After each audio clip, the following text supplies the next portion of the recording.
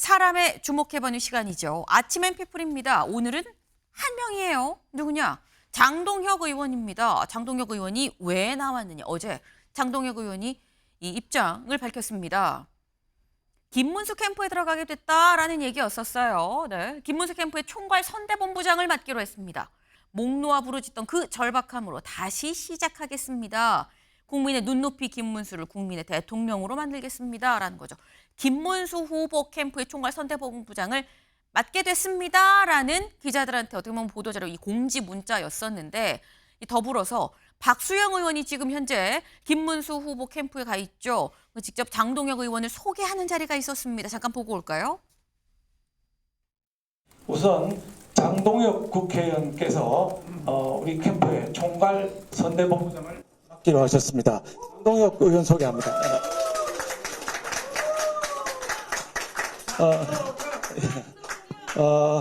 장동혁 의원이 대권 주자인데 이번에 안 나오고 다음에 나오기로 했습니다. 예.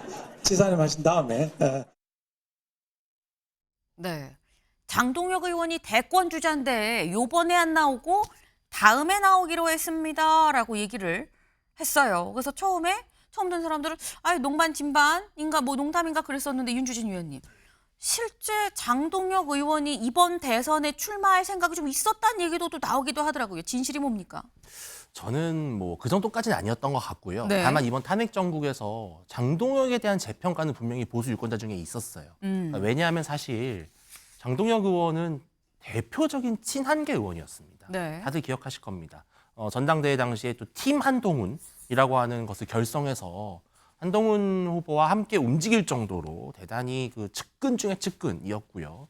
그런데 한동훈 이제 전 대표의 최종 마지막 당대표 체제가 무너지는 과정에서 사실은 그 균열을 일으켰던 또 첫 번째 공로가 있다고 평가되는 반한 인사들 중에서는요. 그게 바로 이제 장동혁 의원이었고 지난 탄핵 정국에서 정말 누구보다도 열심히 또 판사 출신으로서 법리를 내세우면서 헌법재판소를 압박하는 그런 역할을 했죠. 근데 저는 참 이게 한국 정치의 다이나믹인데 네. 어떻게 보면 한동훈 후보의 가장 측근이었던 또 전략통이었던 장동혁 의원이 이번에는 가장 대척점에 서 있는 어떻게 보면 이념적으로 가장 멀리 있고 정치적으로 구도상으로 봤을 때도 가장 정반대에 놓여 있는 김문수 후보의 선대본부장을 맡게 된다.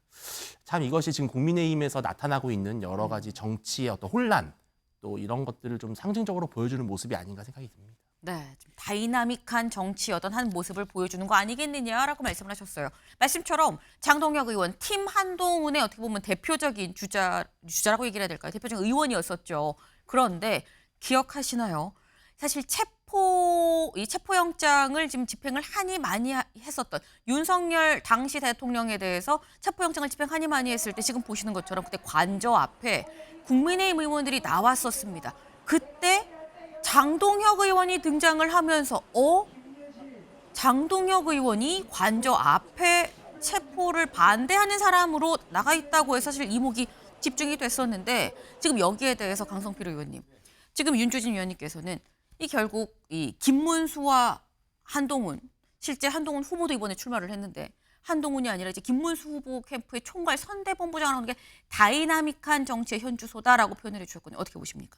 그러니까요, 저는 이게 다이나믹인 건지 정치의 비정함인 건지 저는 한동훈의 리더십이 부족한 건지 장동혁 의원이 계산이 빠른 건지 저는 사실 너무 헷갈려요. 네. 그런데 어쨌든 간에 한 명의 정치인이기 때문에 어쨌든 본인의 판단이 있는 것이고 그 판단에 따른 책임은 또 본인이 정치적으로 지는 것이기 때문에 저는 또 한편으로는 장동혁 의원의 입장도 이해는 갑니다.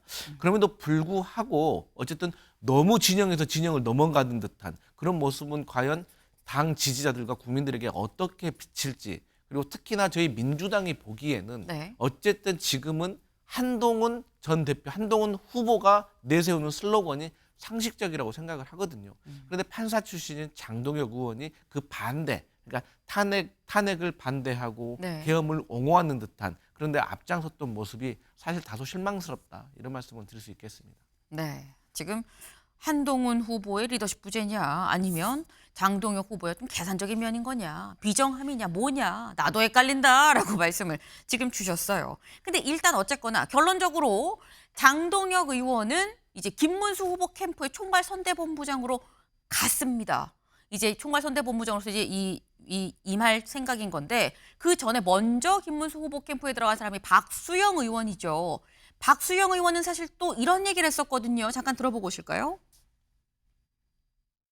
좋은데 예. 네. 앞으로 계속된다면은 뭐 100%까지 가겠지만 예. 현재 상태에서는 65대 35 정도, 아. 65% 정도의 출마 가능성이 있다. 대한민국을 먼저 생각하자. 저 이재명이라고 하는 정권 사범에게 넘어가는 것이 정말 괜찮은 일이냐라고 설득을 하면 저는 뭐 동의하실 거라고 보고 있습니다. 네, 지금 박수영 의원 사실 이 김문수 후보 캠프에 가기만 하루 이틀 전에 뭐라고 있었냐? 한덕수 대행 거의 한 65% 나올 수 있다. 그리고 내가 일일이 만나서 국민의힘 의원 108명 중에서 54명 다 일일이 한덕수 대행을 지지한다고 내가 입장을 받았다라고 얘기를 했죠. 근데 그렇다고 보면 지금 현재 윤주진 위원님, 예. 지금 이 김문수 후보 캠프에 뭐 장동혁 의원이 뭐 대선 출마를 하니만 어쨌든 자기가 직접 출마하니만이라는 얘기가 있었던 장동혁 의원 그리고 한덕수 대행을 지지했었던 박수영 의원이 지금 다 김문수 후보 캠프에 가 있어요. 예. 이게 괜찮나라는 얘기가 나올 수도 있습니다. 장동혁 의원 같은 경우는 본인이 어쨌든 이번에 대선에서 후보가 될 가능성은 매우 낮다고 판단했다면 오히려 이제 김문수 후보를 중심으로 당내 강성 지지층 혹은 정통 지지층의 기반을 좀 다지는 그런 계기로 저 삼고 뭐 차기 당권이라든지 그런 구도에서 훨씬 더 유리한 이득을 볼 수 있다라고 보는 것 같고요. 박수영 의원은 정말 좀 약간 의외죠. 왜냐하면은 사실은 당내에서 가장 뭐랄까요, 좀 대놓고 노골적으로 한덕수 총리를 옹립하려고 하는 그런 여론전을 펼쳤던 사람입니다. 페이스북을 통해서도 많은 말씀을 또 하셨는데 그런 박수영 의원이 그렇다면 상식적으로 봤을 때는 한덕수 총리를 옹립하는 움직임을 주도하는 것이 상식적으로 맞잖아요. 네. 근데 그게 아니라 갑자기 그 당내 경선의 주자 중에 한 분을 이제 지지하는 네. 쪽으로 갔습니다. 근데 이것은 사실 제가 봤을 때는 한덕수 권한대행이 출마를 만약에 한다 하더라도 박수영 의원에게 그렇게 섭섭한 일이 아닐 것 같아요. 즉, 이 박수영 의원은 한덕수 곱하기 김문수의 어떻게 보면 교집합이에요. 그러니까 만약에 홍준표 후보나 이런 분들이 후보가 되면 한덕수 후보는 사실은 단일화를 좀 생각할 여지가 좀 줄어들 수가 있습니다. 네. 워낙 정치적으로 치고 올라올 것이고 당을 기세를 업고 올라올 것이기 때문에. 근데 이제 김문수 후보가 만약에 정말 본선 후보가 된다면 네. 사실 김문수 후보에게 많은 장점이 있으신 분이지만 고질적으로 나오는 지적 중에 하나가 중도 확장성 문제잖아요. 이런 문제 때문에 결국은 한덕수라고 하는 새로운 카드가 있어야 되는 게 아니냐라고 하는 여론이 만들어질 수 있기 때문에 둘 다 서로에게 윈윈일 수 있다라는 생각이 듭니다. 네. 지금 사실 뭐 다른 얘기를 하다가 김문수 후보 캠프에 들어갔다고 볼 여지도 있지만 후보의 이 김문수 후보 캠프에 들어갔다는 것 자체가 사실 어느 누구에도 이 실제 당사자들한테도 마이너스가 아니다. 결국 모두한테 윈윈인 상황이다라는 말씀이셨어요.